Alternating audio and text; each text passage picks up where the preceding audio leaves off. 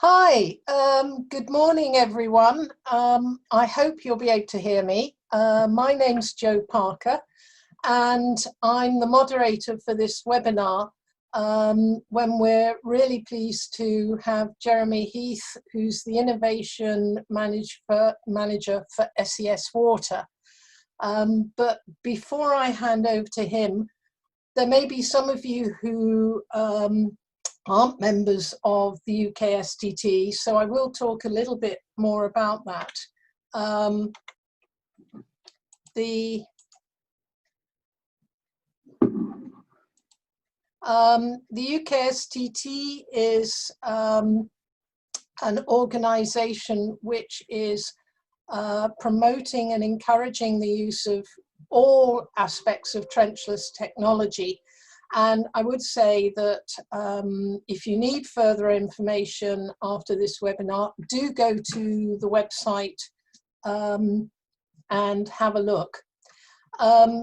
Just to introduce some of our activities, we do have an annual awards, which actually at the moment we're in the process of awarding this year's prizes.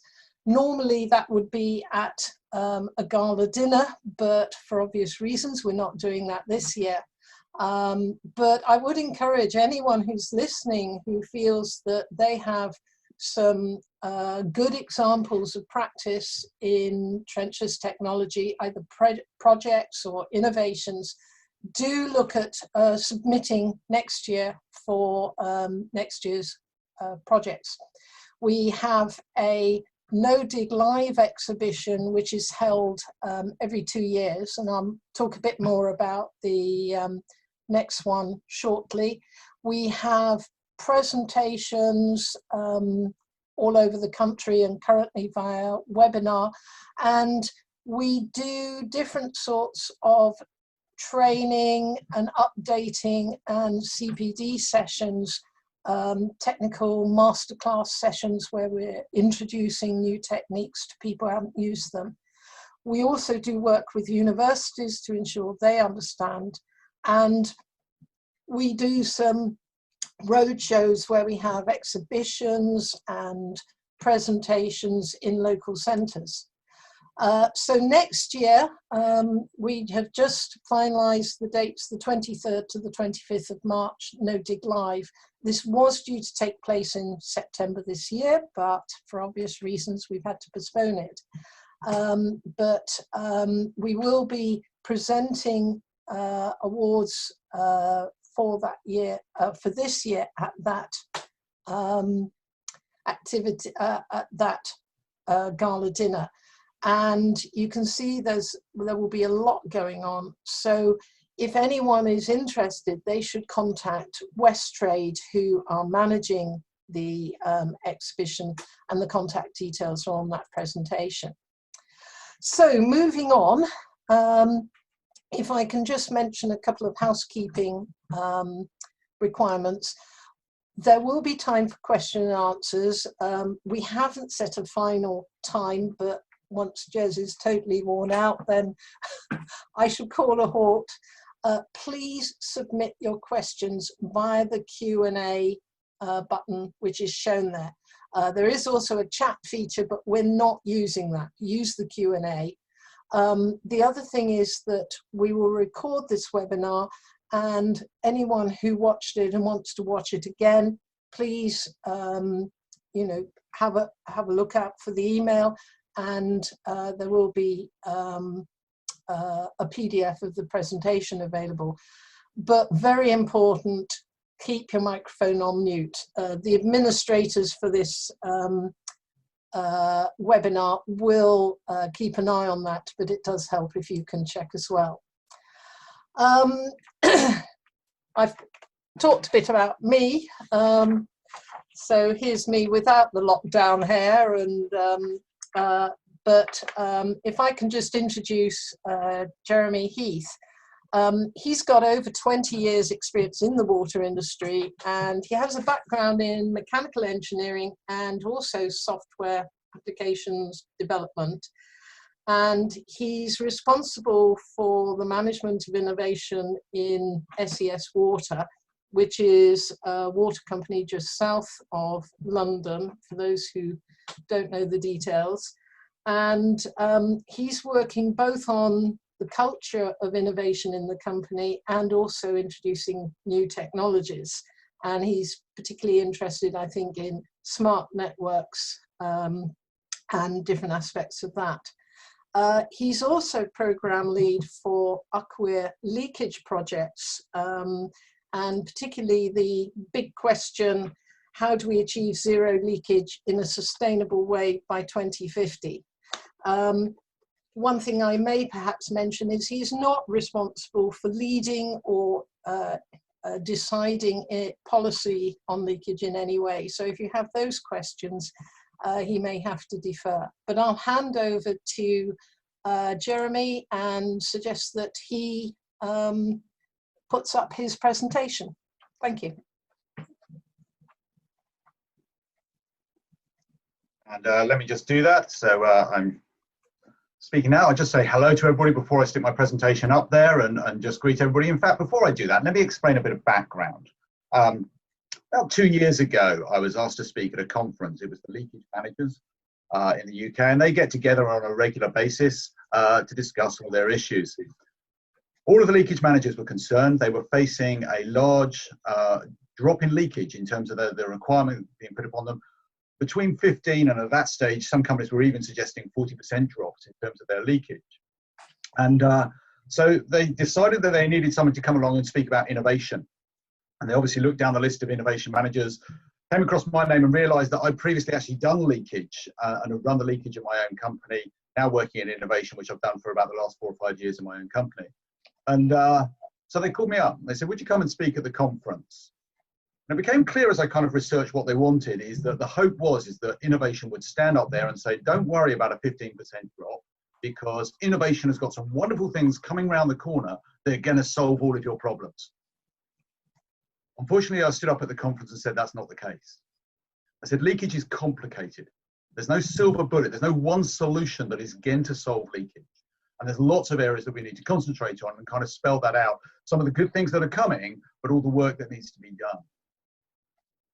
Following up from that conference, what happened was that the program lead, Dennis Dello, for the UKWIR Big Question, was stepping down. And they obviously cast around for who could take that over. And I think partly because of that, because I stood up and said it's complicated and kind of went through all this, they said, Jez, would you take over the program lead? And so that's how I became the program lead for the UKWIR Big Question. And I'd like to take you through where that is at the moment, but also the work we've done and where that kind of leads. So having said I'm going to share my screen, let's now go into that. So this is the route map. Okay, this is the projects that UKWIR are working on at the moment. And I want to draw your attention. Well, let's work our way down through that sheet from the top. How do we achieve zero leakage in a sustainable way by 2050? That is, as they describe, a big, hairy, audacious goal. I discuss this with people and people say, surely that's completely impossible to get zero leakage. We need to put it up there, though, as a big target that we're going for. And I guess one of the ways I think about this is to say that using current technology, that is not achievable, but we've got to work to develop new technologies. I'm really interested in electric cars and how that technology is developing at the moment. And it was interesting, we some friends of mine hired out a Tesla for a friend's birthday. We were driving down the motorway and the Tesla, he went to change lanes and the Tesla wouldn't allow him to do that. It stuck in that lane and said, no, I'm not allowing you to change lanes, because it was aware of an issue on the offside mirror that he hadn't noticed, another car there. Now imagine that technology put into every car over the next 30 years. That's going to make the chances of a collision minimal, if not impossible. Now, what's really interesting for me is what you've done is you have not changed your road network at all. What you've changed is your technology in terms of how you interface with that road network. Take the same analogy with leakage. We're not going to change all our pipes in the next 30 years. What we've got to do is start to look at the technologies and how we're passing water down those pipes in order to achieve zero leakage. And that's got to come up with new innovations and new ways of working. Underneath that, you can see this Prevent, Aware, Locate, Amend. It's a simple acronym I've coined just to explain how complicated leakage is. And I said, there's no silver bullet. And that's because to get down to very low leakage, you've got to be able to do all 4 of these things very, very well. You've got to prevent, you've got to stop leaks breaking out in the first place. That's about our mains networks. You've got to be aware of where leakage is occurring. Is it on the supply pipes? Is it on our distribution systems, on the trunk mains, even in our storage reservoirs? And localize it to, 1,000 properties to go and start looking. You've got to be able to locate it accurately. Where are you actually going to excavate? Where are you going to dig? And you've got to be able to mend it. You've got to be able to repair it quickly. The longer that leak runs for, the more water is wasted. So there's got to be a quick repair solution as well. So underneath that is our outcomes. These are the 6 outcomes that were originally identified a couple of years ago when the big question was set up. We said these are the outcomes we're looking for. These are the benefits you can see in grey that we'll be getting. And then down below, here are the projects. Live projects, completed in blue, live in green, planned in orange, and yellow for ones that are still at the idea stage. This heat map is now being updated, partly because some of these projects have now been completed, but partly because as a result of the other work we've done, we're going to be changing some of these projects around. So that leads neatly into the other work that we've done. One of the comments I had when I took over this role is somebody said to me, and they said, why are we doing this particular study? Why are we doing this particular project? There's a lot of information within the companies about that. A lot of companies are already doing that work. I became aware that there was a lot of work going on within water companies to solve these particular solutions, but there was no collective understanding of what was happening. And typically we see that at conferences. We go along to a conference, someone will stand up at the front and say, we're working on this particular project. And there's probably at least 3 people from other water companies sitting there in the audience going, we're doing exactly the same thing and probably with the same people. I had a wonderful quotation at a conference a while back where somebody said of the UK water industry, they said, there are more pilots than Gatwick and more trials than the old jury. And that's one of the issues we have, is that everybody wants to try things out themselves. There was no collective work going on, or little collective work, and we wanted to try and address that. So I started looking at doing something and saying, okay, maybe we need to map this out. So I started doing the idea of a leakage innovation heat map. And what I wanted to do was to get an industry-wide heat map which captures the current research programs. At the moment, this is within the water companies, but I'm interested in kind of expanding that out further and seeing whether we can start to bring all the supply chain in as well. The purpose behind that was to say, okay, firstly, my big question, the route map that I've just shown you, I don't want to put a lot of research into areas which are well researched within the companies. What I want to do is get them to share their research as much as possible. I don't want to put other research into those areas. And I want to find the areas where there's little research currently going on and start to put more research into those areas to address that balance. And then the third aim was to foster collaboration between the companies. So where we're aware that companies are working on similar projects, they can start to talk to one another and say, okay, look, we're all doing a similar thing here. Let's work together on this and share what we're doing. So we got 17 water companies in England, Scotland, and Wales contributing over 300 projects as a result of this. And in fact, I went round, I met with every single company to discuss through with them the results as we got them and to make sure they were on board with it. And I was really surprised. There was a very, very positive response. I think partly that's down to the 15+ leakage reduction that's coming through. Everybody is very, very interested in trying to solve that. And it's focused minds in a way that we've probably not seen in years.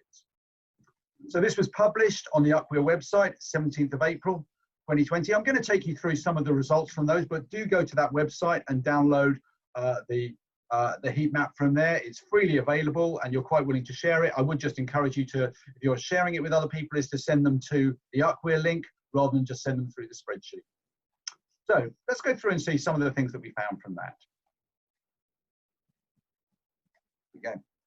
So firstly, sample data from the project list. So this is what the companies have submitted. So firstly, we break it down on the left into those 6 areas, the 6 outcomes that I talked about. But below that, I break it down into about 25, 26 different project types that we have below those. That's so that I can group things together and start to understand common areas. Obviously, we got the company name and what they call that project and a project description as well. They give us some idea of the project cost. Now you can see some have said, no, not prepared to say the cost. And then other ones, we just banded it quite loosely, less than 100K, 100 to 500, more than 500K. And the point behind that is not to get any idea in terms of, you know, how much money people are spending. It's to give us an idea of the size of that project. Project status, okay? Is it at active collaboration? Active investigation? Is it completed? Even is it abandoned? We've asked for the abandoned projects because actually there's very useful data in projects that have been abandoned. Timescales. When do you expect to see some results coming out at the other end? One of the things that we don't share with, that we haven't shared on this spreadsheet, but is available to the water companies, is another column here, which is willingness to share. And willingness to share says, okay, you've got data out for this project. We've talked about how many trials, we talked about how many pilots we have within our industry. What would be really useful if companies started sharing what they found. And so companies are saying for each individual project, their willingness to share either their findings or the data from that project so that other people can start to understand how they made their decisions based upon that. If one company tried something out, they said, yeah, it was really successful. Another company tries it and says, no, we're really struggling with making a case for this. They can ask that company and say, can you show me your data? Can we discuss this together and start to understand why it worked in one and not in another? So this gives you an idea of how willing companies are to share. Okay, so this is the projects there, project counts by willingness to share. What's great is the left-hand side. That's telling me that over 50% of these projects, companies are willing to share the actual data. It allows us to go in and say, don't just tell me what you found, show me how you gather that information so I can start to understand whether I can transplant that innovation into my company easily. Another 27% saying they can share their project findings. Some will only share the project overview and some providing no information. We kind of expect that there are certain areas where we just cannot share. And I'm not naive. I recognize that even on my project list, there's projects that people cannot say they're working on simply for NDA, for privacy reasons and things like that. So this is not a complete project list and there will be bits that people cannot share. How does this break down into the various project types? So this is the heat map, as it were. So this breaks it down into our 6 areas. Okay, and it tells me how many projects there are in that area and a score associated with that. Now the score is based upon the size of the project. That's why the cost information is useful to me. It's based upon the status. So a completed project is more valuable than an active investigation because you've got some data coming out from it. And it's based upon the willingness to share. How willing are companies to share that? And effectively I score every project out of 40.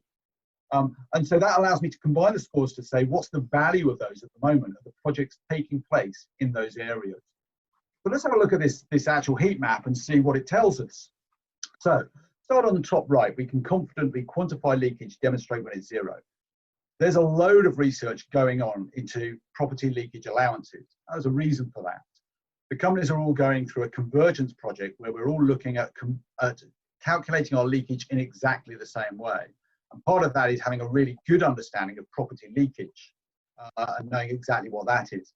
So a number of companies are doing research into that area to actually understand what's going on. Interesting enough, UKWIR is doing research into that as well. One of the findings that we've had recently is that internal plumbing losses are 3 times higher than was previously estimated.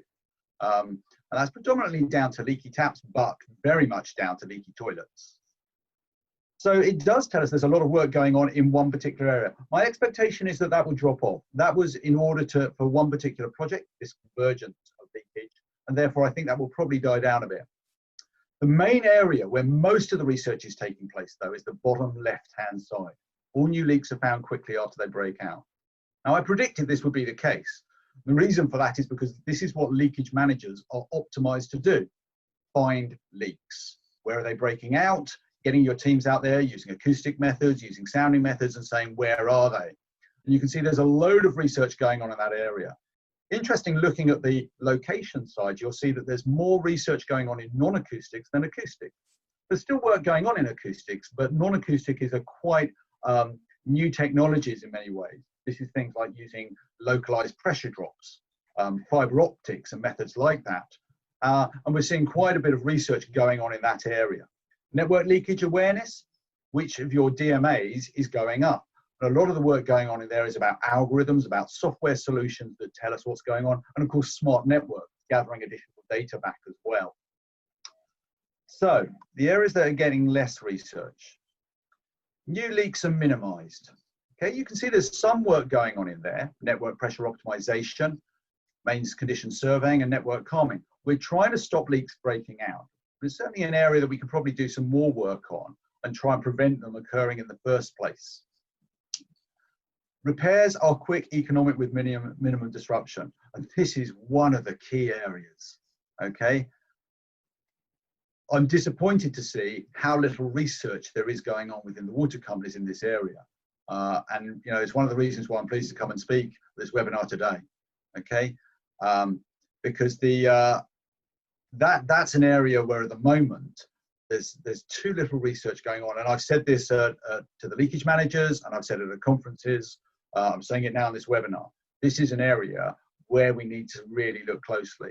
Effectively, we get the situation where we pour, you know, hundreds of thousands of pounds of money into awareness and location, and yet a leak can run for days simply because it's difficult to repair. We'll look at better ways of doing our repair side as well. And then all new pipe work is leak-free. So this is about laying plastic pipe that doesn't leak. Most of that is associated, or almost all of that is associated with connections. And it's one of the areas where UKWIR is starting to look increasingly at and say we need to look at the kind of installation practices. I also sit on the group that is the public interest commitment. So this is the CEOs of the English water companies saying we will solve these problems, and one of those is looking at leakage. And I'm working with them in terms of how we can look at pipes and fittings to ensure that, you know, we are doing it to the correct standard. And then finally, background leakage is eliminated. Hardly any work going on in that area.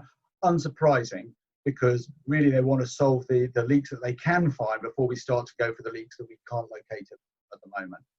Just seeing a question coming in about which is the count and which is the score. The first column that you see next to them is the count of projects, and the score is the one on the right-hand side, the one that is typically highlighted in red. Okay, so first column is the count, second column is the score. So that leads into this slide. You're seeing the anonymized version. Water companies actually see their own company names up there, but these are the 17 companies across the top that have taken part in this, and then broken down by the various project types that we've got 28 that I subdivide.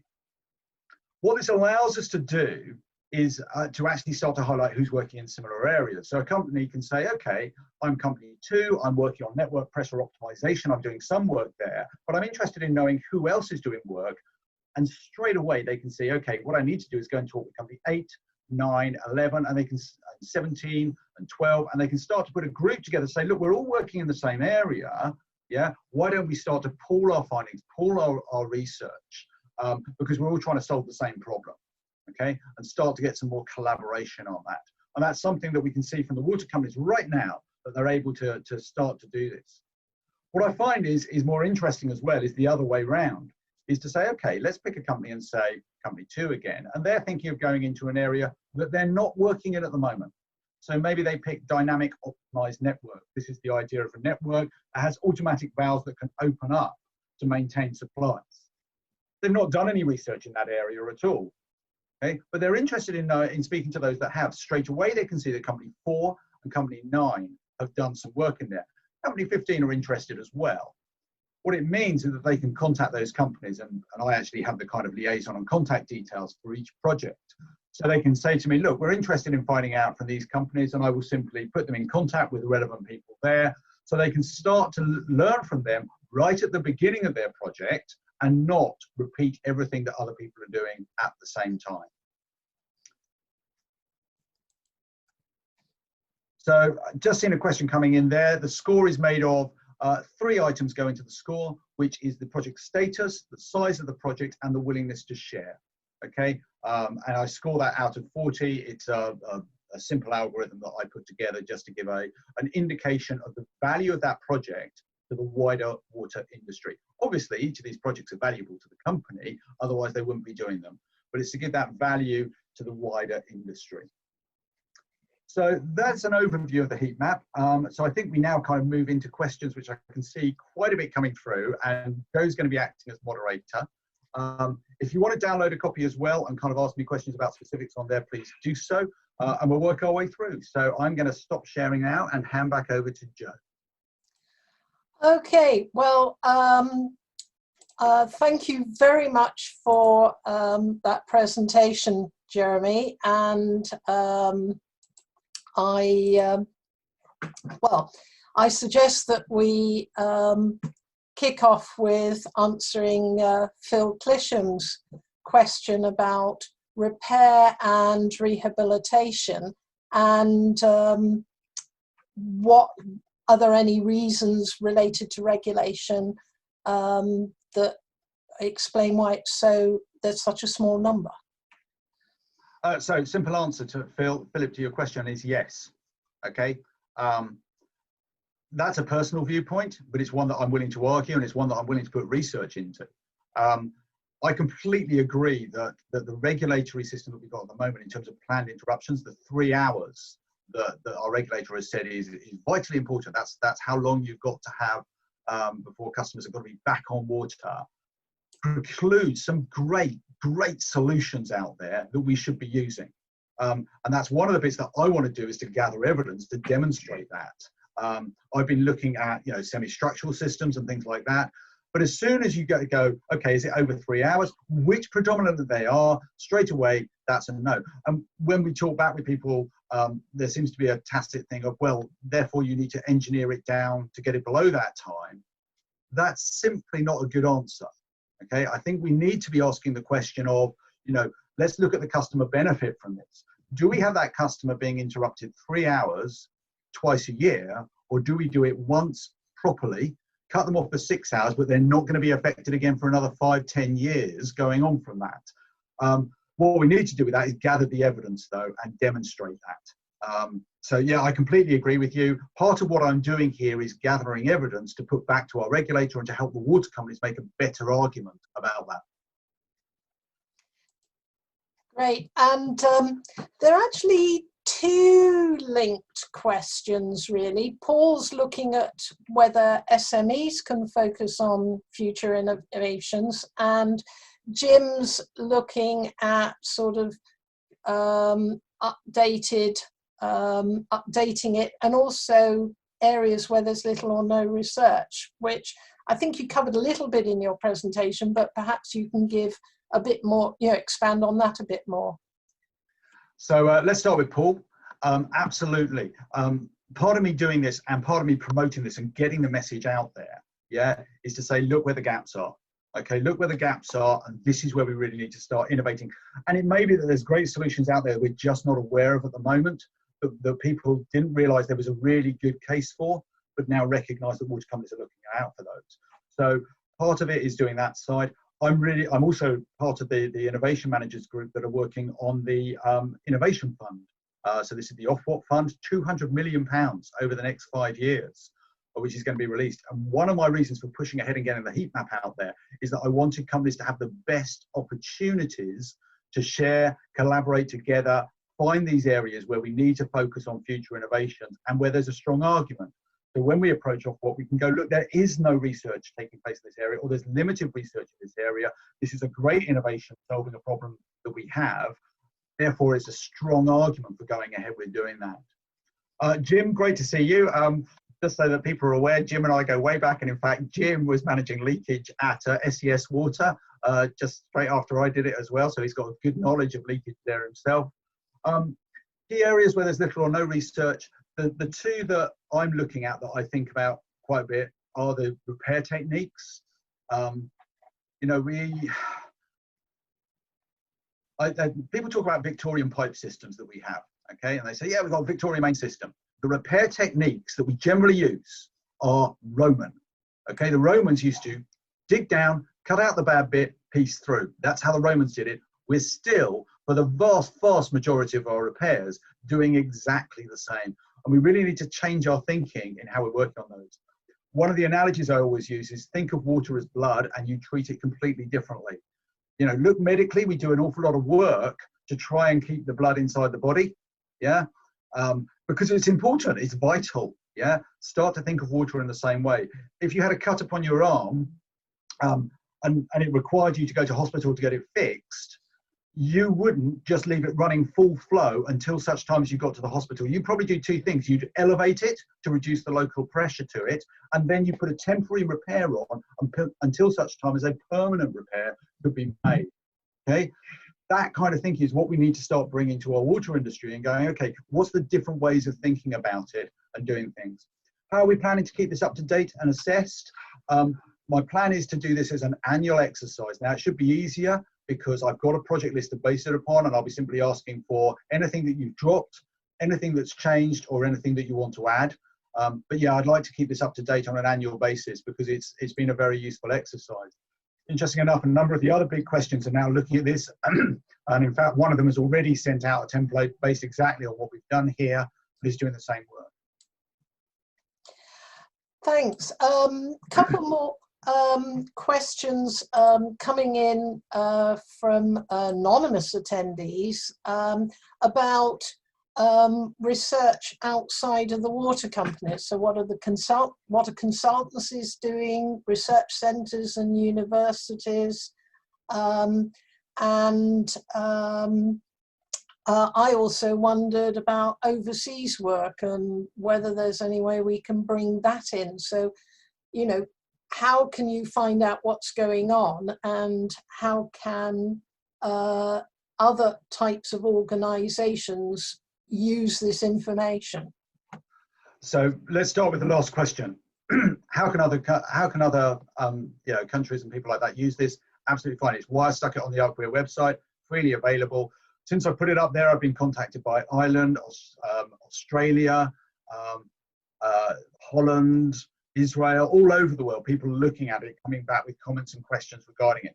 Great, fantastic. I'd love to see it kind of expanded, and maybe over the years we start to do this as an international exercise and simply say, okay, internationally, everybody send in what you're doing. And we've got a central hub where anybody can go and look and say, right, we can go and contact them about what's happening and things like that. Agree with you about consultancy as well. So when I started doing this, I did try and reach out to academia, and I did try reaching out to consultancy at the time. I had some returns back, but too few that I felt confident of doing an innovation plan based upon that.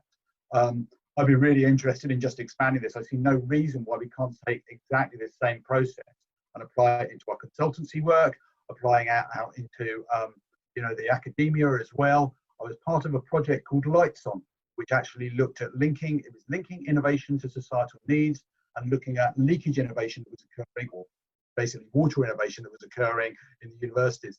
Interesting enough, innovation in leakage was one of the lowest research areas in academia. It'd be great if we can start to change that, and part of that is providing them with a good analysis of what's already going on and where the gaps are as well. Great, and a couple of questions related to contractors, one specifically looking at Aquapy technology and why are water companies slow in adopting new technologies, and then a question about contractor engagement and you know, how can that be taken into account to achieve leak-free new networks? Michael, nice to hear you joining in there, and again, Michael and I go well back. I think part of that behind that is one of the things that I'm actually going to solve with the Heatmap. I think is that every company looks to do their own trials. Every company is looking at solutions and saying, yeah, we'll do some trials ourselves. And I know that the suppliers that I've spoken to are going again and again. They go, yeah, we'll do some trials, we'll do some trials, we'll do some tests. What I'd really like to see is this collaboration exercise starting to take place where, I don't know, Anglian try something out and they release all the data and say, this is what we've done. This is what we tested. This is how we tested it. These are the supply pipes. This is the mains we tried it upon. And then other companies can pick through that data and go, okay, I can see that they did a really proper job on that. I can understand how they did it. I can understand how transferable that technology is to my own company. I don't really need to go ahead with trials. I can start to go straight into business cases and things like that. And I'd really like to see that as an approach. Companies are naturally very cautious. We're dealing with a food grade product. We've got to make sure we get everything right, and that's one of the reasons why companies are so cautious in terms of proceeding. And if they get it wrong, there's a massive effect on customers phoning up, and they're very nervous about customers calling in as well. I think part of that is getting this data share where people can start to get that communication side going out. Well, interestingly enough, that links into another question from Joe's Galaxy A70, interesting name there, that he suggests that innovative techniques are prevented due to DWI issues. Well, it may not necessarily be DWI, it may be the water company worrying about water quality. But he then says, how do we work with all three regulators to move things forward? I think there is opportunities to do that. We have to be, as I said, I've been in the industry for decades. Water quality is absolutely key. And we have to be extremely careful with that. And there is quite correctly, hoops that we have to jump through before we put something in contact with water. That being said, we need to make sure we've got good testing facilities and things like that. There are a number of testing facilities nationally now that would allow us to trial things in safe situations. And again, part of the work that we're doing at the moment is looking at how we can share that expertise around. So it is about this collaboration work, and I'm sorry if I keep coming back to that, is to say, okay, whilst you're doing your approvals thing, we're actually running it on some test rigs where it's not an issue within another company, and we share the expertise with them. So, SES Water, we tend to be a bit more agile in terms of being able to go through those kind of approval things, but we may say, right, we'll partner up with Severn Trent, we'll use their testing facilities, go and work with them, trial it all out on there whilst the approvals are going in place at the same time. But yeah, we do have to be very conscious of the DWI bit. I'm really fascinated in internal pipe repair techniques and the idea of robots in pipes. But the bit that makes me very, very nervous straight away is the potential for contamination that goes with that. And we do have to consider that. It is, one of the big issues we've got to look at. Joe, back to you. Yeah, very important question, I think. If an SME, or it could be any company, has something of value, what's the best approach, and can UKWIR help and point them in the right direction for implementing it in the industry? So UKWIR is a research body, okay, and the work I'm doing is typically early research. It's not tends to be later TRL and things like that. The purpose behind the Heatmap is the companies sticking up their hand saying either we're working on this, or we're interested in it. These are the things. If I was a supplier, I had something that I thought was of value to the companies, I would look at the Heatmap and I would look for those companies that are an active investigation in that particular area. That means a company is saying, we are interested in solving this problem, but we've not got a solution yet. Obviously, if they're a kind of like project completed or something like that, or active project going on, then they're already engaged with a supplier, and those are always harder discussions because they've already got somebody on board. But I would be looking at this and saying, okay, who's the active investigations? Once you've done that, is then approaching the company. And the Heatmap does at least give you a way of approaching to say, look, I recognize from the Heatmap that you are an active investigation in this particular area. We believe we have a product that will assist in that particular area. And I'm thinking that over years, this will start to develop maybe into more of a linking project to be able to do that. I have to say at the moment, please don't contact me and ask me to act as liaison. I am not going to be acting as the dating agent for the entire water industry, because I will get completely snowed down with that one. But I would like to see that kind of taking place. The other thing which, well, we've had a comment about someone could approach consultants who are part of frameworks to see if they're interested.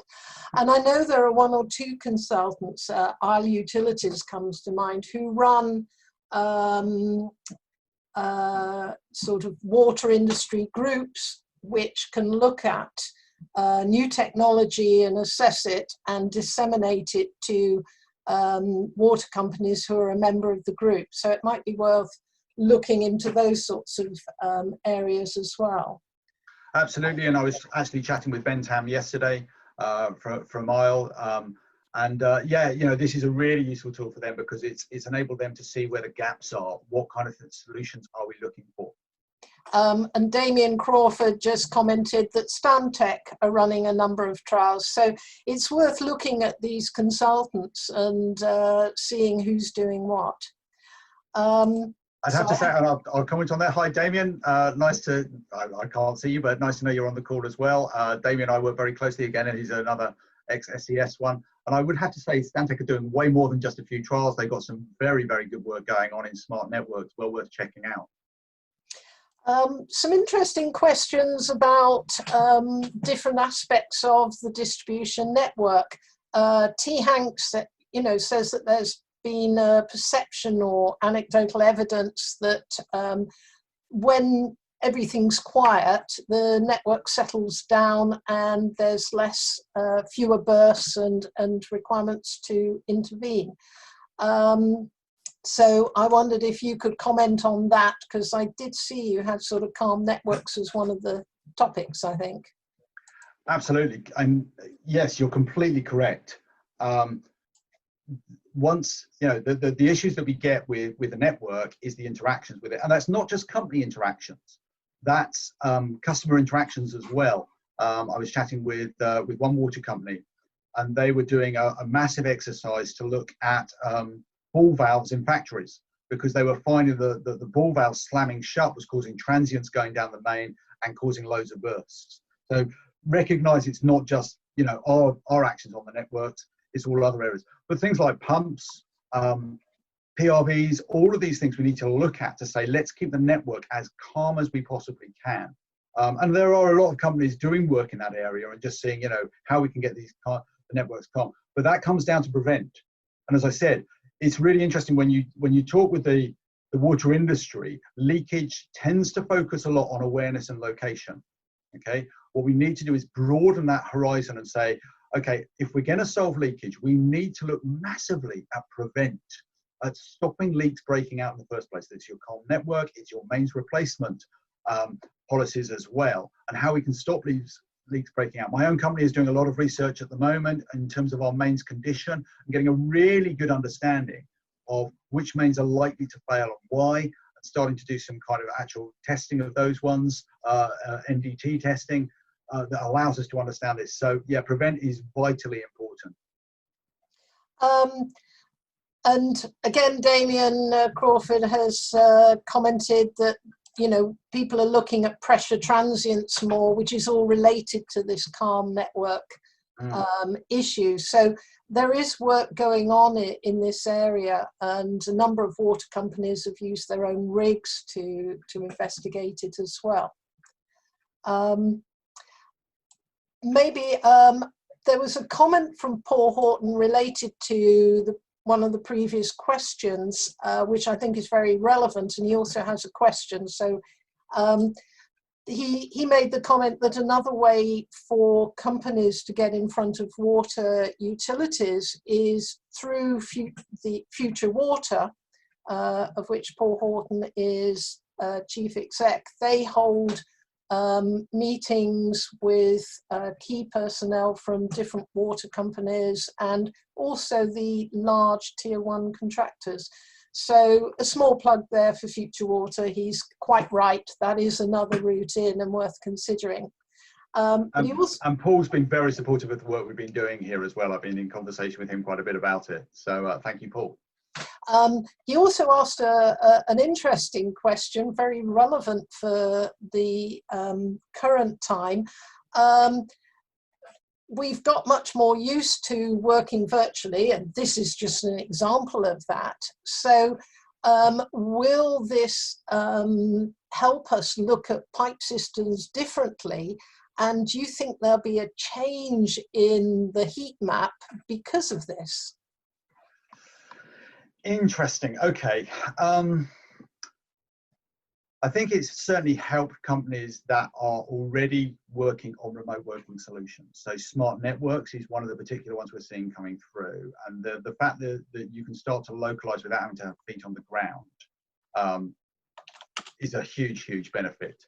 For those, smart networks, let me just explain that. Typically on a treatment works, you'll have thousands upon thousands of sensors, and the latency of information coming back from those is measured in milliseconds, okay?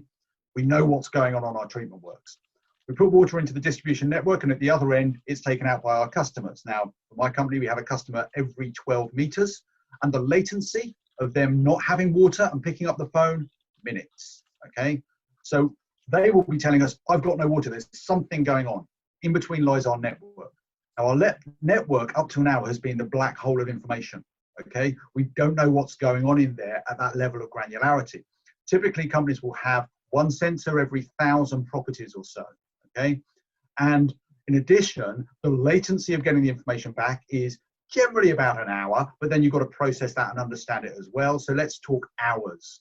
And that was really seen in the Beast from the East, when you had customers going, we know what's going on, we've got no water, what's happening? And the companies lagging behind because the network isn't getting the information back, either at a frequency or at a granularity that enables the company to understand.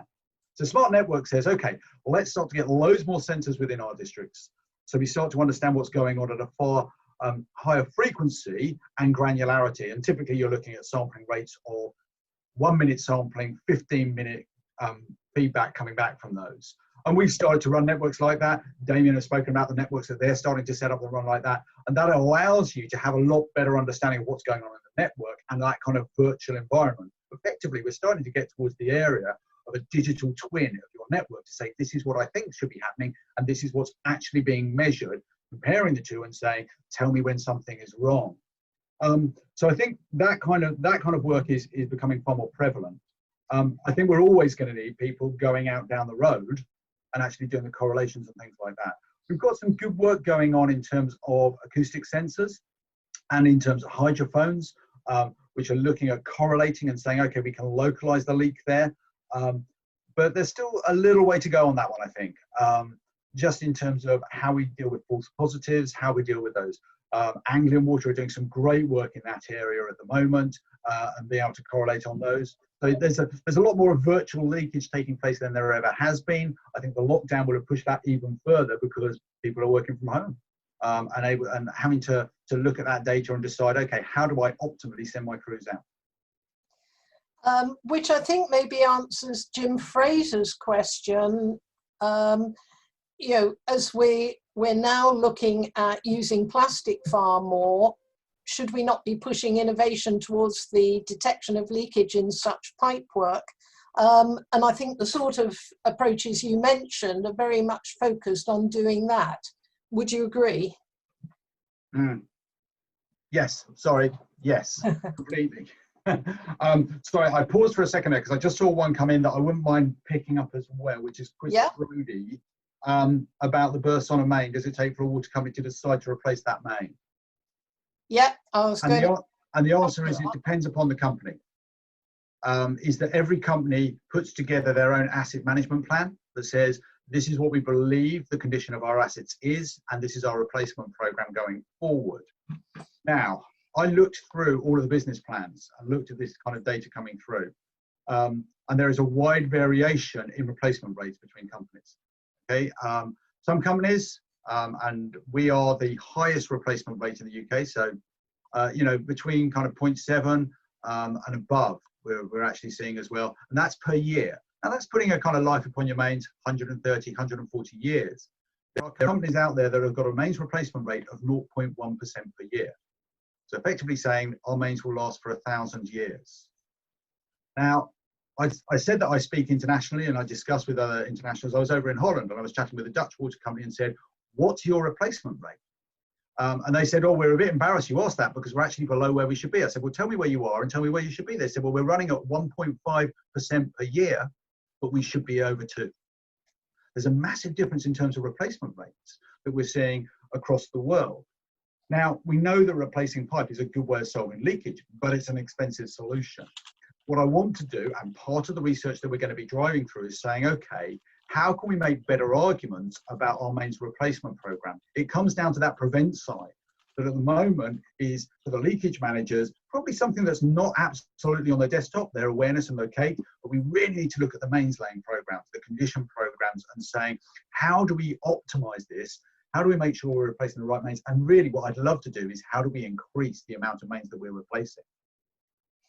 Which maybe also answers Simon's comment, which came next, which is, you know, at what point does repair make way to quick economic trenchless replacement? And that's all down to the asset management policy, and maybe also your issue about regulatory interruptions to supply as well. Yes, yeah, completely, and it does come down to that as well. I would be a great advocate of the kind of the trenchless techniques. I think, yeah, the regulator side, that's something we've got to discuss with them. But we need to be able to gather evidence to demonstrate that that policy is having this effect. So I really want to try and push in terms of the regulator and gather a good evidence base and work with the water companies to say, okay, so next time around, next dam park, you know, here's a really good evidence base for increased mains replacement program. And also we want to change these particular bits. We want to discuss these bits of regulation because those are having a massive effect on our ability to use some of these modern techniques coming through. Simon Compton asks about new rehab solutions taking too long to introduce because of the Reg 31 requirements from the DWI, and, you know, can we speed this up? So I don't know if you have any comments about that. So it's a question that we probably need to put through our laboratories and people like that. So again, I'm fortunate. I work for a small company. For me, seeing the guy who runs our lab, he's my ex-boss actually, so I know him well. And he runs that particular area within our laboratory that looks at this kind of stuff. And I can literally just stroll down and have a chat with him and talk these things through with him. But he's still going to be of the opinion, look, we've got to look at these particular requirements and things like that. I think it's certainly something worthwhile that we need to raise with the DWI as part of these discussions. But again, what we would need to do is gather evidence that would help with that and demonstrate that this is safe to use. That's what the DWI are concerned about, is the safety side of this, and how we could expedite that process. But I'm still cautious as a waterman about jumping, you know, about sidestepping steps that were put in for very legitimate reasons. There are a couple of questions which relate to anonymity of the heat map, or, you know, and whether non-water companies can get access to who's doing what. I don't think they'll take too long to answer, so I'll jump to those ones. You know. So on the heat map, you'll find that the project list that I've shown you, you can see all of that. Okay, you can see all of the project lists that I demonstrated up there. So if you want to see what a particular company is working on, filter by that company and you'll see all of their projects. Okay, the only thing that I have anonymized is the willingness to share. So that's not up there. And that's simply because I think that's between companies and somewhat private. And as a result of that, I've anonymized the final table where you can see the 17 water companies on the top and the scores, because that would allow people to make a rough guess in terms of their sharing and things like that. So it's only the sharing aspect that I've really kind of taken off the board. Everything else you can see. And as I suggest, you know, if you want to either filter by a particular project type, and you can see which companies are doing projects in that area and where they're at, or filter by a company, you can see what that company is doing. And another question related to the heat map, which again, I think be fairly quick to answer. Ian Naismith asks about whether the approach will be expanded to other big questions, and also Simon asks whether the heat map will be expanded to other aspects of managing the network. Simple answer. So that's down to the program leads in their other areas. I know that one program lead she actually sent out the email, and it was basically my email that I'd sent out with the name changed at the top and the project name changed. And she actually nicely did a little, Jez, you've probably seen this already, and I've nicked your work. Absolutely fine with doing that, because I see this as a really valuable exercise. Hopefully other people do as well. And therefore I'm really pleased if it gets expanded out to other big questions. But other big questions are at different positions in terms of their plans, okay? And still working through some bits and things like that. So the leakage question, thanks to the work done by Dennis Dello, who did some fantastic work in setting this all up, the leakage question is by far the most advanced of all of the big questions. And therefore we tend to take a lead in these areas and coming up with things like this. But yeah, I think it will be expanded out, and potentially could be used in other areas as well of industry that aren't even covered by the big questions. I think anything that drives collaboration between companies, for me, it's a good thing. It needs to be promoted. Which maybe answers a couple of questions. Tom Nash asks about cross-utility collaboration, sort of gas, electric, fibre. I assume when he's talking about yesterday's launch of the Geospatial Commission, he's talking about the National Underground Assets Register, where there is collaboration. So, you know, have you thought about that? Have you been talking to other utilities? Yeah, so I think, and it's interesting seeing Catherine's comment there, which is just above Tom, talking about oil and gas. Yeah, completely. I'm very interested in collaborations that come out from there. I think particularly oil. The reason for that is because your product is way more valuable than water, and if it leaks, it's far more of an issue. Okay, therefore you have I'm not sure it still is. But they have a massive incentive, massive incentive to keep it inside the pipes. Okay, and you have far better repair techniques, far better sensing than us. Now, part of that is because of the cost justifications. You can do that easier. But yeah, I am very, very interested in some of the techniques that the oil and gas are using. How we would roll the heat map out across those, I don't know. I am in conversation with other industry groups that are looking at that as well, and just trying to understand how we can do kind of cross collaboration on pipe in the ground, because I think that would be a great exercise to start to build up that kind of research side. Paul asked a number of questions, Paul Horton, a while ago, which are quite interesting one. One was how the heat map will fit into PR19 and then PR24. And then how close are we to getting a virtual view of water networks? Okay, so how the heat map fits into PR19 and PR24. The heat map will help us drive through the projects that we've already promised to do in PR19. So a lot of those projects that you'll see are projects that companies are saying, we will deliver this within this AMP period, yeah? And they're doing work to either bring that in or research it and things like that. The key bit behind that is the ability to go and talk with the other companies and start to collaborate together on those ones. So, you know, it's your Anglians and your Northumbrians working together. It's the SES and Portsmouth sharing our results and findings, and that will accelerate the process of bringing in new innovation, because we won't be having to break the same ground over and over and over again. So for the PR19 side, pretty much this is about existing projects and collaborating together better in terms of using those.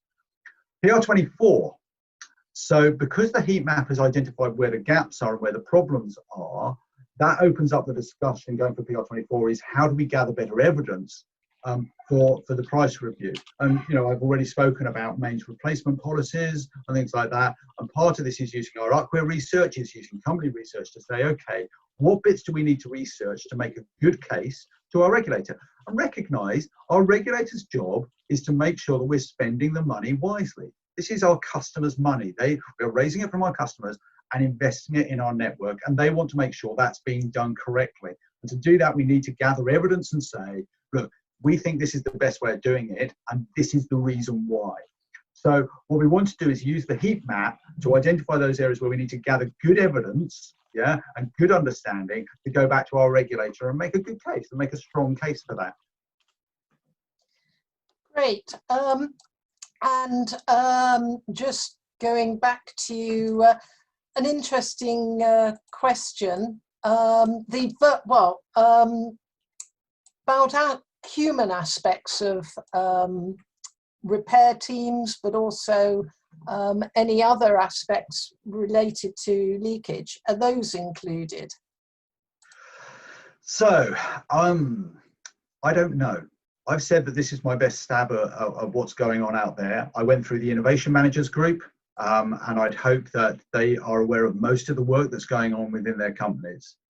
But I'm pretty certain there's stuff that's going on with crews and gangs that we're unaware of, and that may not have come to the attention, you know, maybe small innovations that are occurring out there that we're not aware of and things like that. I think there is a lot that we can do with crews and gangs, and helping them and assisting them in terms of getting better repairs.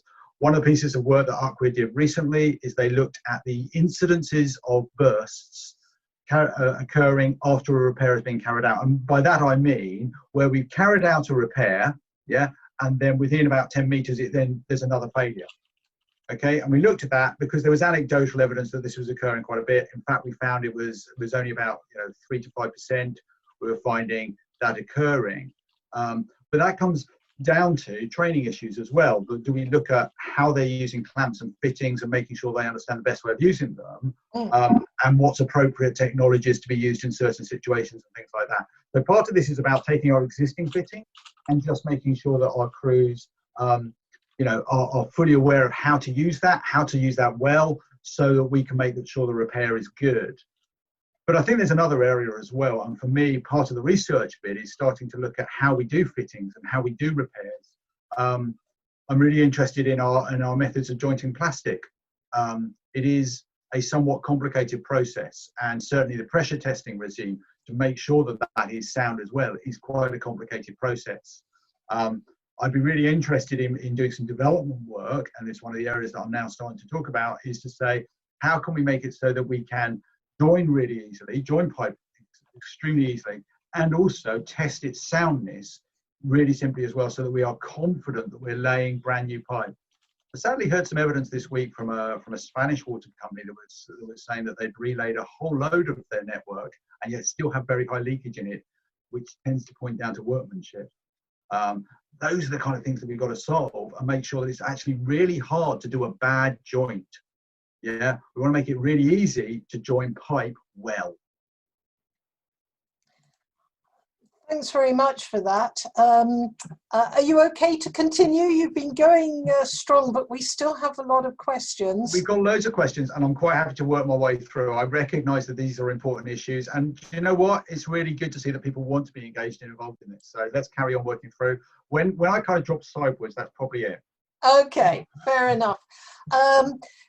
Joe Sanders has a question about consumption, non-household consumption, and the fact that COVID has changed patterns, and whether UKWIR will have any access to the information about leaks found in industrial estates and that sort of thing.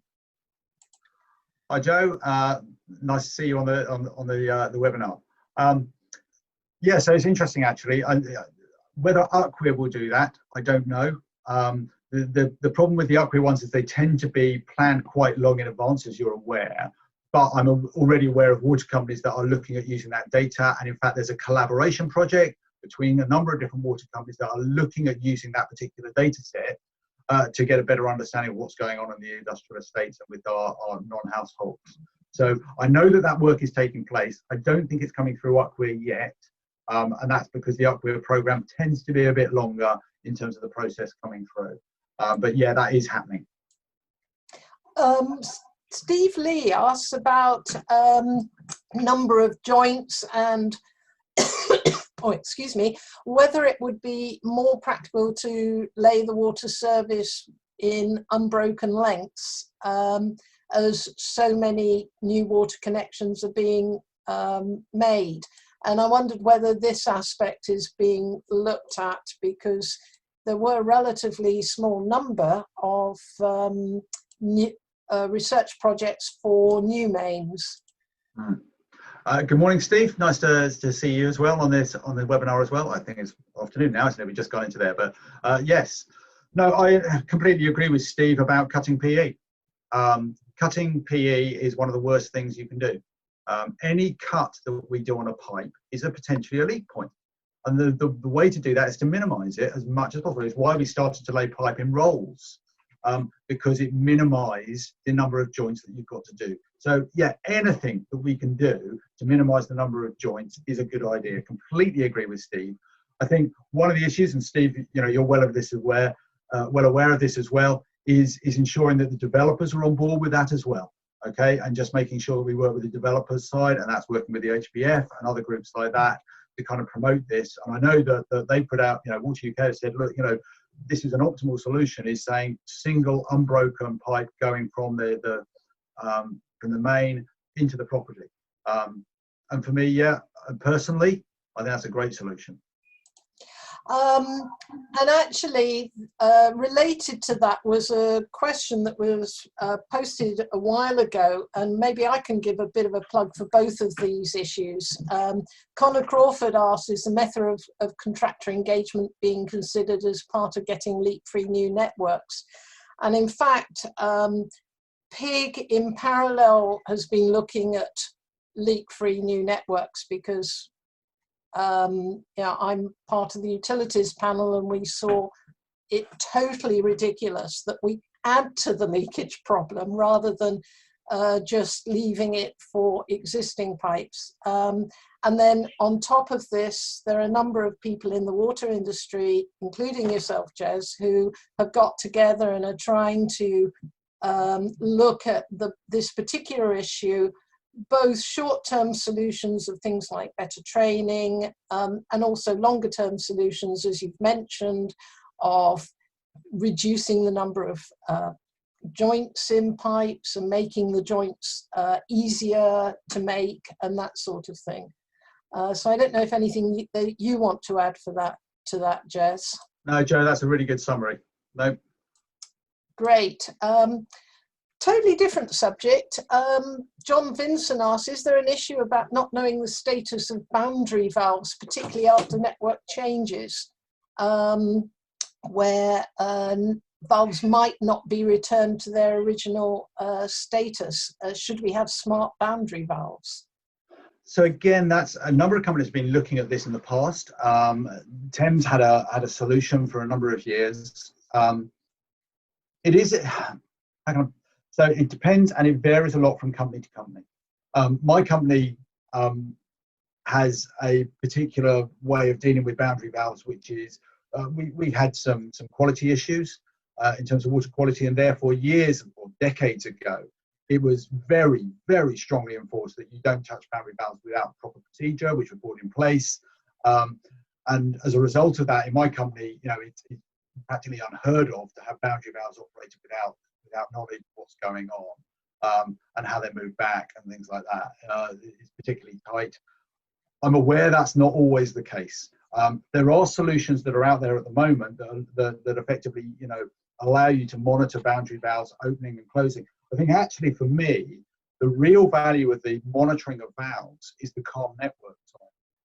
Anecdotal story, I was chatting with a leakage manager, and he took his network inspectors to one of the testing facilities where you can actually open up a boundary valve or open up a valve and see the effect of surge as a result of it. Now, these were inspectors who've been working the network for years, who believed that they had a really good understanding of how to open a valve. They knew how to do it. They put them on the rig, let them open up a valve, and the guys were astonished to see the level of surge that was going through the pipe as they operated the network.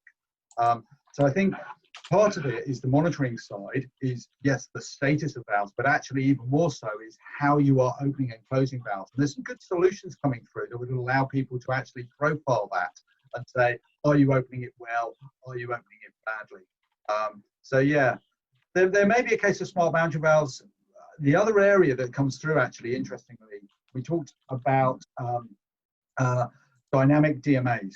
So Bristol are doing some work in this area at the moment where they're looking at dynamic DMAs, and these are DMAs where the valves between the DMAs can open and close automatically. That's a really interesting concept where you've got low pressure in an area and it opens up to feed the network in different areas and things like that. There are obviously caveats on that, and water quality is one of the things that you need to look at very carefully, because you're going to start reversing flows in mains and things like that. But yeah, some very good work going on in terms of smart boundary valves that would allow you to have a kind of self-healing system that brings pressure into areas that require it. We have another interesting question about whether there's any monitoring of properties marked as vacant and whether that's taken into account in leakage. Of course, for those listening from overseas, you may not be aware, but we don't have universal metering for all domestic properties. So this is relevant to the answer, I think. Yes, and just again, for people listening from overseas, we calculate leakage in a completely different way. Typically, you know, in the world is that you look at non-revenue water. How much water are you putting into the supply system and how much is coming out? And you measure that through your metering like that. And everything in between is leakage. What we do in the UK is, because when we first started doing leakage, is predominantly we were unmeasured. And therefore we couldn't do the how much is going out into supply, how much is going into properties very easily. So there was a different methodology, and what we do is we measure the night line at about 3 o'clock in the morning. We will see how low the district goes, and then we will make an allowance for how much is being used at 3 o'clock in the morning, and then the rest of that is leakage. Now, obviously at the moment, with a number of vacant properties, the allowance that we're applying for how much is being used at 3 o'clock in the morning is possibly wrong. And also with our water balance as well, a number of businesses, you know, won't be using water at the moment, and how we account for that, although that should all be taken into account with the metering side as well. Yeah, it is going to be a bit of a tricky one with the vacant side, and more so as well, because if you've got vacant properties, nobody is actually looking at leakage occurring inside those properties, particularly with things like toilets as well. There could be, you know, a toilet these days, because of the drop valve, it doesn't actually go to an outside overflow. One of my concerns is there are, you know, thousands upon thousands of dribbly toilets out there running in businesses that have been running for months, because they're not being flushed, they're not being used at all, and therefore they're going to cause us a bit of an issue with the leakage side. Great. And an interesting one from Phil Clishan, which is a much more general question. I'd be interested to get your views on this, that he feels we've lost a lot of knowledge from the water industry in recent years. And how do we ensure that we maintain and improve knowledge levels in all aspects, pipeline design, repair and rehab? Yeah, thank you, Philip. That's a yeah, really interesting question. Yeah, we do have, you know, and with our workforce, it is an interesting thing in terms of who we're seeing, you know, leaving the workforce, leaving the industry in recent years. And we owe them a great legacy in terms of the work that they have done as well. I think part of that, though, is embracing new technology. And, you know, my work is innovation, okay? My work is to look at better and newer ways of doing things and saying, how do we come up with better methods? So what my answer, Philip, would be is twofold. Is number one is, yeah, absolutely try and capture the knowledge of those that are leaving. Okay, just make sure that we understand as much as possible from them, because they do have vast experience in how networks are run and how we can improve systems. But at the same time, make sure we've got really, really good ways of embracing and developing new technologies coming through. That's what Ofwat are doing with this innovation fund. The idea behind that is to stimulate innovation within the water industry and say, okay, let's come up with new and better ways of doing things and start to apply those into our industry. We do have people leaving, but we have some great people joining. And it's really interesting when I see new people coming into the office and I talk with them about their expectations of coming into the water industry. And a lot of them expected it was going to be far more high tech than they found.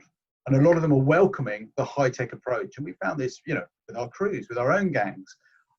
We rolled out a mobile solution for them. In fact, I did it about 10 years ago, I think it was. And I was using Android tablets at the time. It worked extremely well because they were straightforward. But what was great is the gangs just knew how to use that kind of technology. They were used to it on their phones and they just embraced it.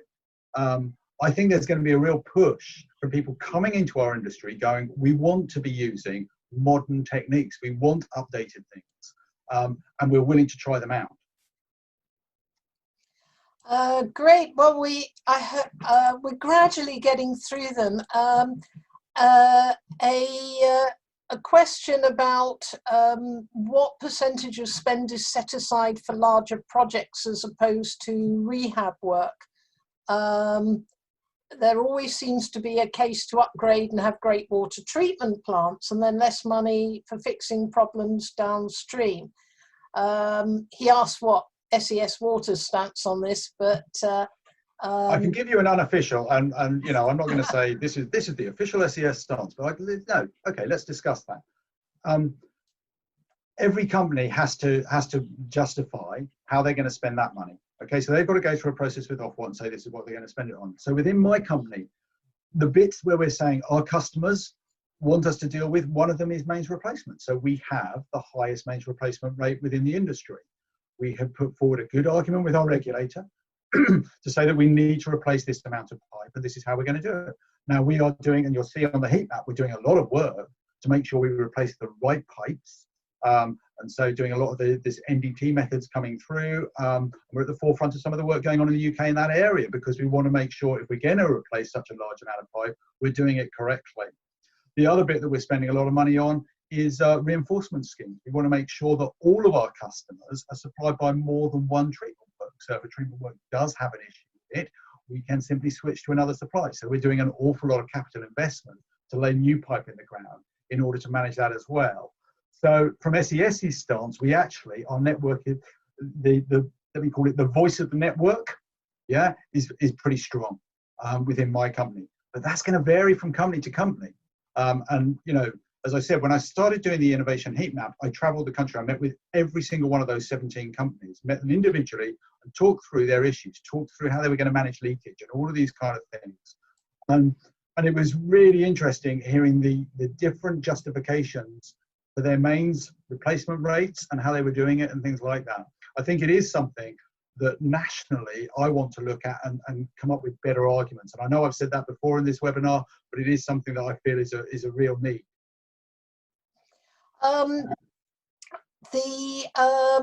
We've had a comment, well, someone's listening in from China who asked what's the most popular or effective method for detecting leakage in the UK.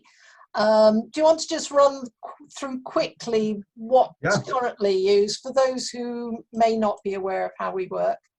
So Daniel, lovely to have you join us from China. Thank you very much for taking part in the webinar. So simply because we measure, let's talk about those two middle areas. Okay, I talked about PALM, prevent, aware, locate, min. So really about our detection is the awareness and location side of that. So typically how water companies work is the following, is that we will break our mains network down into discrete areas, district meter areas, typically about 1,000 properties, although some companies have larger ones than that. Within those 1,000 properties, we are monitoring with a flow meter the water going in, and that's typically taking readings every 15 minutes, but then returning it every hour. We look at 3 o'clock in the morning, and we make an allowance for how much is being used on properties, and then everything else is considered leakage, and that includes leakage inside customers' properties and on their supply pipes. There's a small allowance allowed for that, but it's actually, as our latest research has shown, way too low. So effectively, leaks on customer side still count on our leakage figures, completely different from the rest of the world. How we do the awareness side is effectively we're looking at that night line and we're looking for a change in the night line. So a leak breaks out either in the customer's property or on our mains network, we will see the night line rise.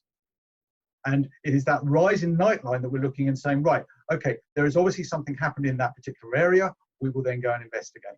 Typically using a contractor, although some companies have direct labor, my own company has both. And we will put staff into that area and say, right, you're looking for a 1 litre per second burst within this area. And they will then be able to search that area in order to be able to localize it. A lot of companies are now looking at acoustic networks. So putting out acoustic loggers, listening on the fire hydrants and on the valves. Predominantly, we're seeing that those are in areas which have high leakage. So they're doing a fixed network, but they won't run it out across their entire company area. Companies are struggling to justify that. So we're seeing fixed network of acoustics over discrete areas where you know you have big issues. And that can be used to analyze that data as well in order to localize the leak. But frequently you will end up with a person going out and doing a correlation in order to be able to locate the leak, listening on the two valves or hydrants on either side of it and saying, right, this is where I'm localizing the leak to, which will typically bring it down to a meter, sub-meter levels, and then say, right, that's where we're going to excavate in order to carry out the repair. So that's the kind of process that we go in the UK. You asked about the most effective. popular ones at the moment. Certainly acoustics, and as I said, we're not doing acoustics over the entire company area. Companies are struggling to justify that, but over the worst areas. The other thing that we're seeing quite predominantly rising is the use of hydrophones. Now these are different. They still use an acoustic methodology, but typically when we talk about acoustics, we're talking about putting something on a hydrant or a valve, and it's the vibration that's coming through that you're picking up through that actual device. With a hydrophone, effectively you're connecting direct in with the water. So it's effectively listening to the vibration in the water. It needs to be either on a hydrant, which is then opened, or actually on a tapping or connection or something like that, whereby you're in direct contact with the water. That gives better range than the traditional acoustics that we're getting at the moment. But Anglian, who are doing some great work in this area, have kind of reported, yeah, you need to be very good in terms of where you deploy the hydrophones. There needs to be a lot of intelligence in your deployment mechanism rather than just putting them out. Sorry, that's quite a long answer.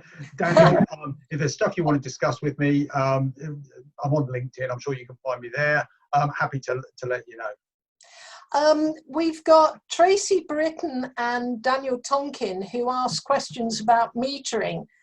Tracy asked about universal metering and for your views on that. And then Daniel Tonkin asked about smart metering and whether leakage is actually leakage or errors in consumption modeling on unmeasured properties. Interesting, thank you. Good questions there. Okay, metering is coming. For some companies, it's already there. I mean, if you look at the southeast, southeast, our neighbours there, they are, universally metered. Anglian, I think, are way above 90% metered. Now it's interesting, as soon as I start quoting those statistics, you'll notice that those are all in the south of England. Okay, that's because of the supply demand problems there. And they will be going, right, we need to use metering in order to use that as a tool to drive down consumer demand. But it's interesting, it's not universal across the southeast. And again, let's go back to the regulator. We have to justify the money that we're going to spend with our regulator. And so therefore we have to make a case. This is how much metering we're going to put in. Now that will be based upon the cost of doing that, but also on our supply demand situation as well. And that affects your ability to make a strong argument for it. So case in point will be Portsmouth Water. Now Portsmouth have very low metering, but there's a reason for that. They have a very, very good supply situation. They have a lot of water. They, up to date, haven't had an issue whereby they've had to look at the restriction of that so much. Now I know that they're working with their neighbours in terms of sharing some of that water that they have, but it's kind of, it's an interesting one there. You have to look at the justifications for being able to do the metering and universal metering. So far, we could do it if we were able to justify it, but we've got to be able to make that justification as well. I think when it comes in, it will be interesting, and particularly, I think if metering does come through from a leakage point of view and from that side of view, it's about getting that data back and using that. Now, the manual read systems of kind of going around every 6 months and taking a visual read on the meter, whether that's a lift the pick cover or a drive-by solution, is useful for leakage, but not massively. What's really interesting is seeing some of the smart solutions coming through that provide far better analysis and enable us to kind of say there's a leak breaking out in this property within a day or 2 days. Ken's done some amazing work with their Akiva network that they put up, where they're getting some great data coming back that allows them to very, very quickly identify supply pipe leakage or customer leakage and notify the consumer of doing that as well. And I think we're probably going to see a rise in those kind of solutions. I looked through the asset management plans for smart metering. Again, it's another one of my interests to see where that was coming through. And there are a number of companies doing either, I would say large scale trials where they're putting in tens of thousands of these things, or even saying, no, we're actually going for it and we will put in smart metering over this next AMP period. So yeah, there is a lot of work going on to bring in more universal metering, but also smart metering that would really help with the leakage side. And maybe if I can just mention that, people don't always realize that, particularly if this is for overseas people, we have a very large stock of old housing, probably much older than a lot of countries. And in some of those, you could have, for instance, a service pipe that runs under a row of houses coming up into each house within the house. So installing meters can be actually quite tricky for some of those older properties. So that can also dictate the percentage of metering that's installed. So, and I think that also answered another question we had about, you know, whether the country will go for 100% metering. It is decided on a water company basis. It's not a policy decision that's generally applied. We're getting lower numbers. We're down to 5. Steve, so let me just pick up on some of those, Joe. So I'm just going to say, Steve, thank you very much for your coming back with an answer as well, and that's really great to hear. So there's an accreditation by RAS to train installers, plumbers. So there'll be a corgi-style passport to work, and that's really great to hear, because it is about making sure that we are making best use of the fittings that we currently have. You know, what we need to do is say, let's make sure our staff are accredited, that they know what they're doing, you know, when they're actually fitting these things, to reduce the amount of leakage that's taking place, that they're using the fittings correctly. Absolutely vital. But I think part of that as well is that suggests to me straight away that it's complicated. Okay, the fact that you have to do an accreditation scheme says it's complicated to do this right. And one of the things I really like to drive through with the manufacturing side is to say, how can we make our connections, how can we make our joints and everything like that? If we've got to do one, and I agree with Steve, is try and avoid it as much as possible, but if we've got to do one, let's make it so it is simple to do right. Yeah, but it's really hard to do a leaky joint, and that may mean going back to our methods of doing this and rethinking that from scratch and going, okay, if we were designing this from scratch, how would we do it differently so that it's really hard to do a leaky joint? Right. Paul Horton has asked, do we have a better understanding about nighttime level from COVID-19? I think you covered that a bit earlier in Joe Sanders' question, but maybe if you'd like to sort of talk more generally about that. I think, again, the simple answer, Paul, is I've spoken to Daniel, our leakage manager, and my understanding is yeah, they're getting some really good data back. I think it'd be early days to say, yeah, they really understand what's going on. And part of the issue is, and this is an SES problem, is sprinklers. Because whilst COVID meant the businesses weren't using water, unfortunately, the very dry weather meant that people started using sprinklers overnight. Now, I said that we measure leakage at 3 o'clock in the morning. Okay, unfortunately, a sprinkler looks identical to a leak at 3 o'clock in the morning. It's just water going out of our pipe. And we have an allowance that says this is how much we think people are using at that time. Of course, as soon as you get into hot weather and all the sprinklers go on, that can really affect your understanding of the nightline. It's a real issue in the south of England, and particularly within my company as well, is the sprinkler side. And I'm not saying sprinklers are bad, I'm not saying they're wrong, but I am saying in terms of trying to measure leakage at 3 o'clock in the morning, it's not helpful. Which maybe brings in a recent question from Kenneth Cartwright, whether smart home water systems with sensors for the network pressure, flow and water quality at every stop tap, whether that would help, which is maybe related. Yeah, completely. And in fact, that's something that I'm working on at the moment. So there's a product that we've been working on for a number of years now that does precisely that. It goes inside the property. No secret, if you want to go and have a look, it's if you look for waterfall home, I think it's waterfall smart meter or something like that.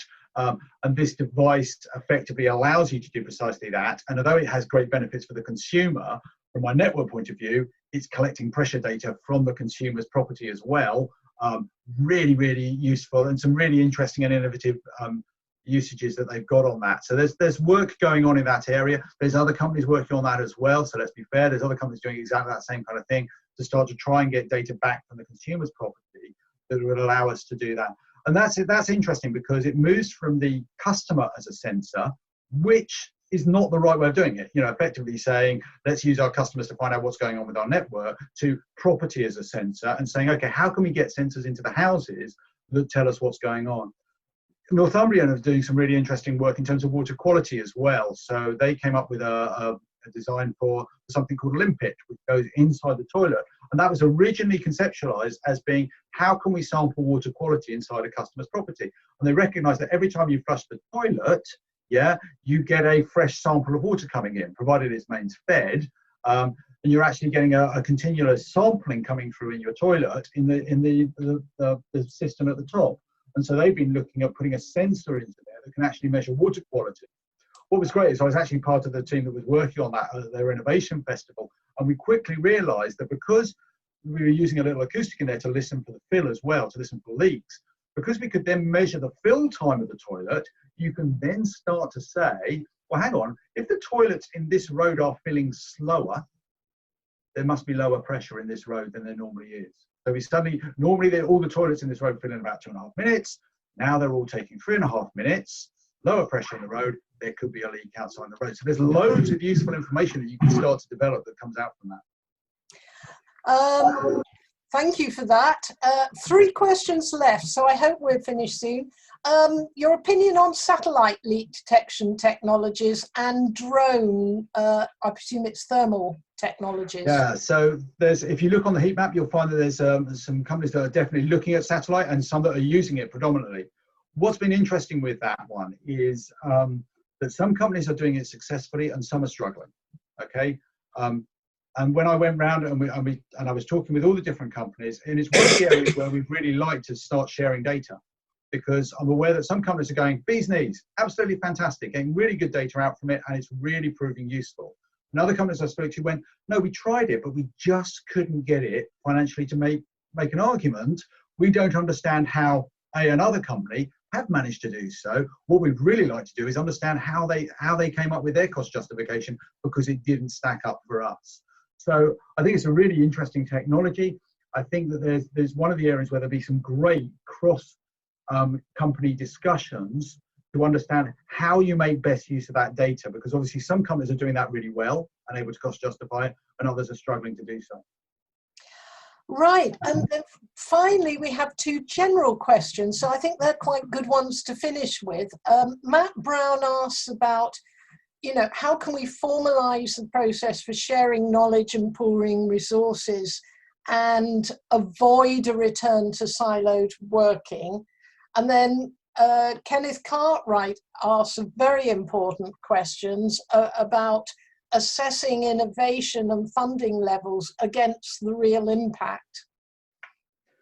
So let's start with Matt. Matt, lovely to see you on the webinar as well. Again, this is a bit of it's one of those things where I find people that I work for years, and Matt's another one that I work with for a number of years.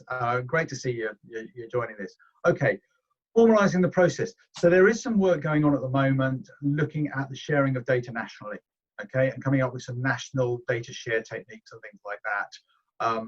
So that works on a number of different levels. So the Ofwat fund that's being discussed and worked upon at the moment, Ofwat certainly in their consultation are working on the basis that they want to make that data open as much as possible. So any information gathered through that fund, through the innovations fund that it funds, would be open data. Now, there are obviously, some concerns and caveats that would need to go with that about private data and things like that. We'd need to look at that side. But certainly a regulator is pushing very strongly towards an open data. We're seeing it from different water companies as well. And again, it comes down to individuals within companies that are going, right, we think it's right to share data. Yorkshire Water doing some great work with Data Mill North, worth Googling if you've not come across that. But Data Mill North is set up in Yorkshire and allows effectively anybody to post data on this forum effectively, and it's in different formats, in different update frequencies, but Yorkshire posts their leakage information on there. There's other people posting bus routes on there. There's other people posting where libraries are on there and things like that, and effectively allows third parties to come in and use these data sets and bring them together. But at the moment, these are individual actions done by companies that think it's the right way to do it. Our regulator is pushing us towards some more open data, but again, that would only be about their particular fund. Personally, I think it'd be great to move towards it. And again, I'd agree with anything that promotes the sharing of knowledge and pooling it.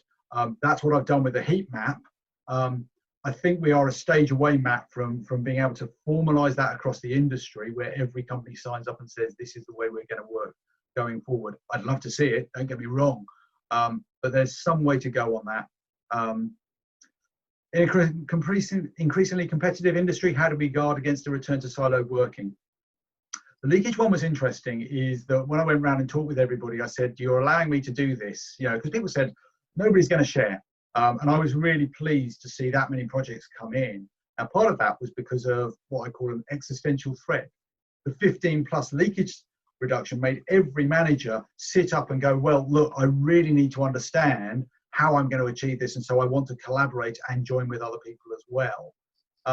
So the bit of how we guard against the return is seeing the benefits from sharing exercises. So it's making best use of the tools that we've already started with, the heat map that we've got. Yeah, but people start to see the benefit, and it's really encouraging to see the other big questions have picked up on it as well. And it would be great to see this rolled out across. The companies just go, do you know what, actually, it wasn't that hard to do. It wasn't that onerous in terms of putting this data sets together of here's what we're working on and here's how we're doing stuff. And the benefits that we saw out of it were really great. It meant that we didn't do that trial because we just went and spoke with the other company to do it. That's when we start to get the real case for it, and it will have to be, you know, kind of building that case of saying, here's a benefit of sharing. We started it, now we just need to continue that.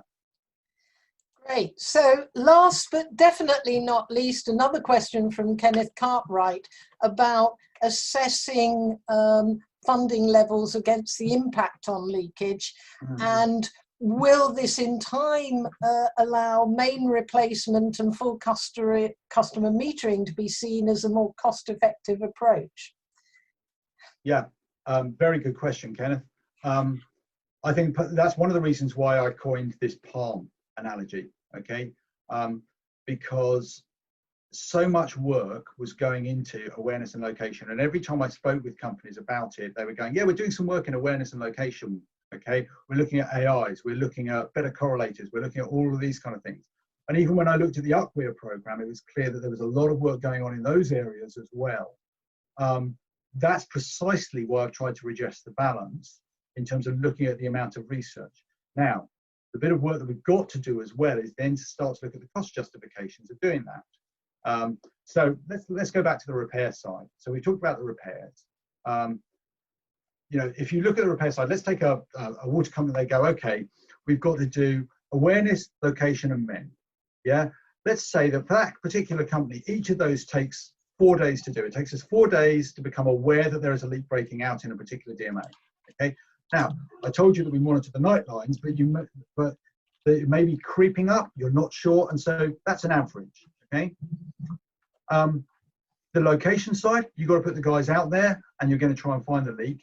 Yeah, and that takes, let's say, on average 4 days to do that. They've got to walk the DMAs. They've got to listen on all of the bits of fittings. They've got to use the acoustic data as well to localize, and then 4 days to carry out the repair. Okay, what we've got to do is start to build in these arguments. And one of the things I've been really interested in is turning to all the companies and going, tell me what your 3 are. Tell me what your days are.